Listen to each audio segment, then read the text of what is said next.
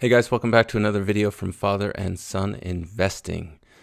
Get the young people in your life investing. It will be a very great blessing for them if they learn now with your tutelage. Now, today I want to cover three things about HUMBL. One, their app was launched on Friday, April 16th. Well, sort of launched on Friday, April 16th. So we're going to do a review of the app. Two, I want to do an update on how the ETXs are going with HUMBL. And three, there was an announcement from HUMBL this week regarding some further financing. We'll look at how that will affect HUMBL's bottom line and how that could affect their shares. In addition, we'll look at the annual statement that HUMBL filed on April 14th, 2021, and look at some of the details in there. All right, item number one, the HUMBL Pay mobile app. When I did that review of the CNBC interview that Brian Foote did recently, I gave him an A- for the interview. I know a lot of you were not happy with him because he didn't discuss the app. Well, quite honestly now, I think I'm glad that he didn't discuss the app because I am disappointed with it. I had given him an A- for the interview. You know, he was nervous. This was a new thing for him. He did get out some good talking points. A lot of other people had great comments about where he could have done better. And as I thought about those comments, I certainly agreed. I actually think that he needs some coaching. But, you know, overall, for a first interview, it wasn't terrible. Practice, practice, practice. However, with the app, I find this very disappointing. Now, I have an Android phone, and I also use an iPad. So I have downloaded the app to both my Android phone and to my iPad, and in neither one does it look very intuitive to me or very useful at this point. I'm going to pull it up on my iPad so that we can take a look at this. All right, this is the home screen to the HUMBL app. When you get there, it will sort of flash through different categories that you can use the HUMBL app on. Now, the big one that all of us were really, I think, looking forward to was the merchant and mobile pay part of it. We're going to click on some of the other ones first just to see what they do. All right, so in here you can apply for a personal loan if you like. You can click on there and it will immediately take you to at least 3 companies that might be willing to make a loan to you based upon your credit score. That's nice that they have grouped it that way. No sense if you know you have a low credit score trying to apply somewhere where they're just not going to accept you. So that's not bad. If we click on one of these, I have an excellent credit score, but we're going to click on low credit, and it will take us to the avant.com where one would be able to log in or create a login and then go about trying to get a loan. The other one that they have that's not related to the being able to purchase or see merchants is a credit card application, and it will list several credit cards here as well. You get at least 4 that you can pick from. Some of them are specific, like students. Others, travel rewards if you like it, or if you're just trying to build credit, or if your concern is just low interest. And again, you just click on one of these sites and it will take you right to their website. So that's very convenient as well. Now, I will assume that HUMBL is getting a kickback from those loan sites or credit card sites for bringing customers to them. That would be kind of the standard arrangement. Okay, let's talk about the HUMBL Pay and the HUMBL Merchant part of this. First, we'll go to the merchant part.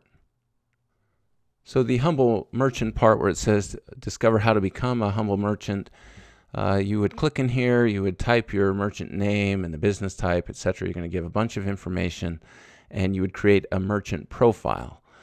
Then that merchant can then be listed with HUMBL. So that's how they would go about doing that.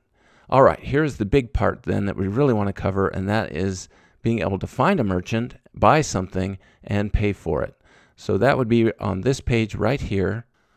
I live near Dayton, Ohio, and Cincinnati, Ohio, and Columbus, Ohio. Those would be the 3 large cities near me.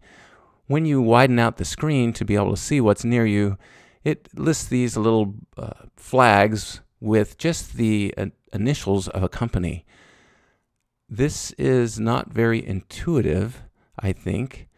I don't necessarily, I mean, it is nice to see all of the companies who are listed with HUMBL within an area, but it gets a little difficult. So if I want to narrow in on Columbus, which seems to have more than Cincinnati, I know that there's a company called J, or at least has the initials JE, but be able to know what they are, I'm going to have to scroll through here to find JE. Okay, so JE is Jekyll and Hyde Salon. Now here's part of what I have found disappointing. When we click on here, of course it gives the address, that's great, but most of these will say this merchant is not yet accepting payments. I'm not sure how helpful that is to have all of this when I can't actually be able to get anything or purchase anything with this merchant. So I go to 3C Food and Beverage, I have their address, but when I get there, I'm not going to be able to pay for anything using the HUMBL app. I find that frustrating. In fact, I as yet have not found anything where I can actually pay for anything using the HUMBL app. I would be interested to hear from any of you if you've been able to find anything yet within the HUMBL Pay app that you can actually purchase something using your HUMBL Pay app.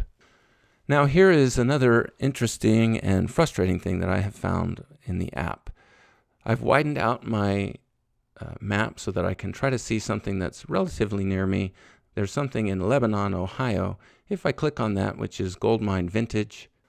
Now, remember, it said it was in Lebanon, Ohio, but what comes up is an address in Denver, Colorado. Now, similarly, if I move the map closer to Cincinnati, and I click on RC, which is Rogue Comics, and then I try to go to Rogue Comics, well, what I get is an address in Bridgeport, Connecticut, and again, it also says that they're not accepting payments. So I find that a little frustrating as well. If I'm near Cincinnati and I want to go to Rogue Comics, I'm going to want the address for Rogue Comics in Cincinnati, not in Connecticut.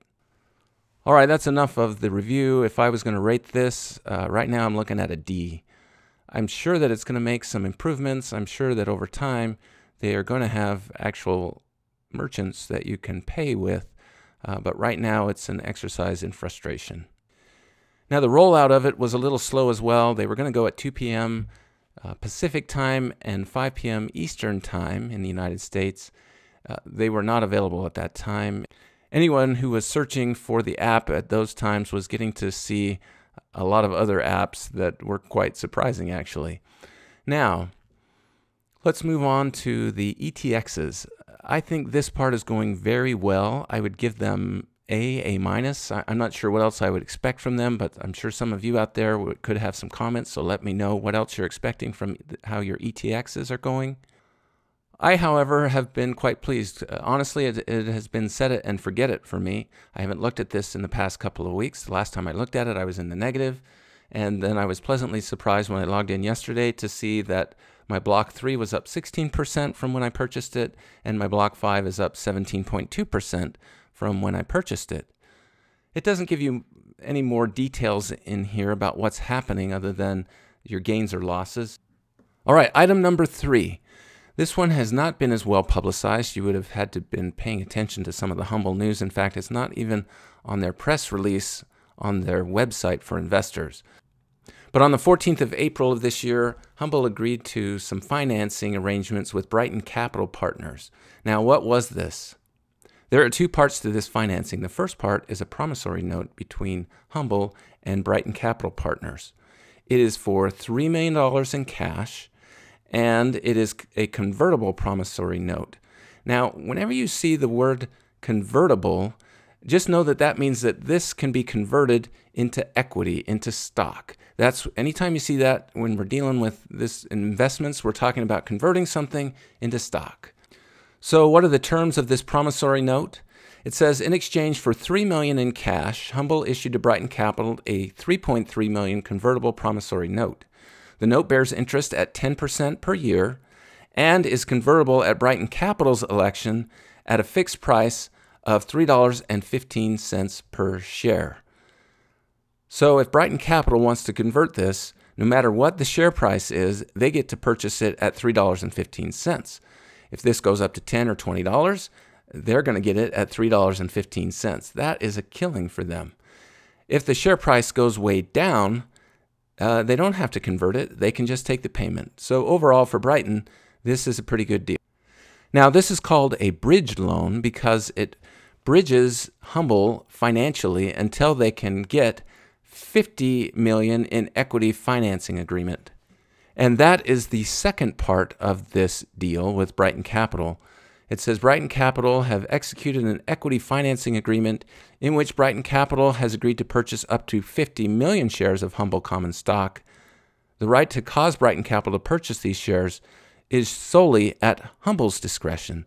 So HUMBL gets to decide when they're going to execute this agreement with Brighton Capital for an additional $50 million in exchange for stock. Now, it's the same discount available to Brighton. If they have to purchase the $50 million of HUMBL stock, it will be done at a 20% discount or at 80% of the market price of the stock at that time. Now, there's a contingency built in there. It says, following the effectiveness of an S1 registration statement. Now, to understand this part of the financing arrangement with Brighton Capital, we have to remember that HUMBL is listed on the OTC market. OTC stands for over-the-counter market. Now, I've covered this in other videos, but remember that the OTC market has several levels within it, and as we go down, each level gets a little more risky. Now, the best level, the top tier in there, is the OTCQX market. Those are going to be generally pretty safe. When we get way down to OTC Pink, that is the lowest tier, and you're certainly taking on a lot more risk. That brings us to the SEC and FINRA, which is the Financial Industry Regulatory Authority, FINRA. The OTC market is regulated by FINRA and not by the SEC, the Securities and Exchange Commission. In order to sell stock within an exchange that is governed by the SEC, a company has to file an S1 or an S1A, which will amend a previous S1. If we go to the SEC website, and we look at the filings that are available in the SEC directory that are OTC filings, the financial reports, we will see that there are no S1s listed here. There are all sorts of annual reports and other items, but none of these are an S1, which makes sense because this is an OTC market and not the SEC, and thus they're not required to do that. So one of the conditions under which HUMBL can make Brighton Capital purchase that $50 million of stock is that there has to be an S1 filing. Essentially, they make it to the NASDAQ. All right, lastly, I just want to look briefly at the annual report that HUMBL filed on April 14th, 2021, and it lists some interesting things in there about HUMBL and their financing. So something that I wanted to show you in here is that they have also issued other debt securities or promissory notes or convertible notes. The latter two were done to increase working capital, and it tells you the conditions of it. So both of those were convertible at 60 cents per share. So this is going to turn out to be quite a good deal for the holders of these promissory notes, especially if the stock price continues to go up. But even right now, they've already quadrupled their money. The last thing I wanted to show you out of this annual report has to do with an independent audit. I think this is pretty crucial, especially when we're dealing with a company that's listed on the OTC market, that they have some independent auditor checking their books. And what they said was, we've audited the accompanying balance sheets of HUMBL as of blah, blah, blah date. And in our opinion, the financial statements present fairly in all material aspects the financial position of the company as of December 31st, 2020 and 2019. So they have had someone auditing their books saying that their books are legitimate. I think that's important to be able to see. Get your young people into investing. Have them look through an annual report and figure out what some of these terms mean. Have them look through the financing, the equity financing agreements, and figure out what some of these terms mean, and you can help them out. We would love it if you enjoyed this video. Please give us a thumbs up. That is really crucial to YouTube's algorithm and makes a big difference on who gets to see these videos that we make. We'd always love to have you as a subscriber as well. And until next time, enjoy your investing.